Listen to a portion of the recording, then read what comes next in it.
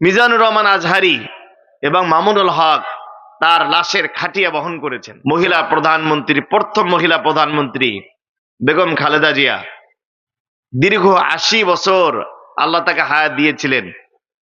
80 বছর অনেক লম্বা সময় হায়াত তিনি পেয়েছিলেন। তিনি গতকাল সকাল 6টায় ইন্তেকাল করেছেন। আজকে তাকে দাফন করা হয়েছে।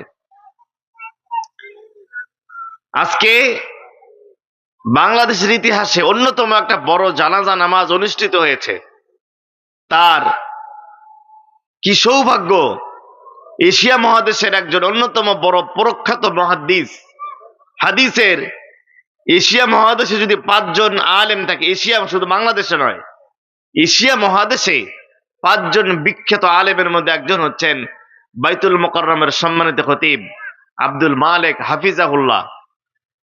তিনি যার জানাজা নামাজের ইমামতি করেছেন, তার সৌভাগ্য এতই বেশি, মিজানুর রহমান আজহারি এবং মামুনুল হক তার লাশের খাটিয়া বহন করেছেন। সুবহানাল্লাহ বলেন না।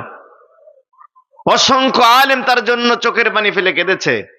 মাদ্রাসার ছাত্র, আলিয়ার ছাত্র, কওমি ছাত্র, হাফিজা মাদ্রাসার অসংখ্য ছাত্ররা তার জন্য কোরআন খতম করেছে। এরকম সৌভাগ্য সবার হয় না। কেন তারা তো সম্মান? প্রধানমন্ত্রী তো আরো অনেকে মারা গেছে। শেখ মুজিবুর রহমান মারা গেছে, জানাজা হয়েছে কিনা আল্লাহ ভালো জানে।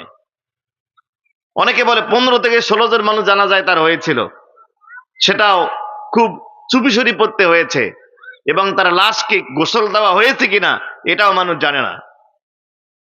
অসংখ্য প্রধানমন্ত্রী এদেশ থেকে বিদায় হয়েছে, যাদের জানাজায় এত আলেম ওলামা অংশগ্রহণ করেনি, এত মানুষ চোখের পানি ফেলেনি, এত মানুষ তাদের জন্য দোয়া করেনি। কেন খালেদা জিয়ার জন্য এত মানুষের মায়া, এত মহব্বত, এত আবেগ, এত মানুষের দোয়া তিনি কেন পেলেন? এর কারণ হলো বেগম খালেদা জিয়া, মরহুমা খালেদা জিয়া, তিনি কোরআন এবং হাদিসের পক্ষে ছিলেন, আলেমদের পক্ষে ছিলেন।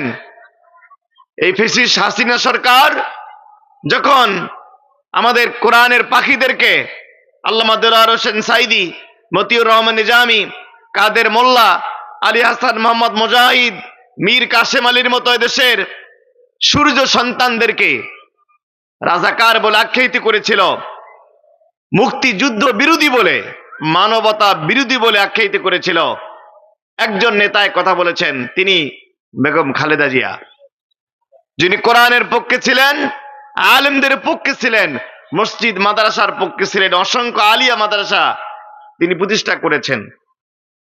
এর জন্য আল্লাহ তার সম্মান বাড়িয়ে দিয়েছেন। কিন্তু দুঃখের বিষয় হলো তিনিও কিন্তু কবরে গেছেন।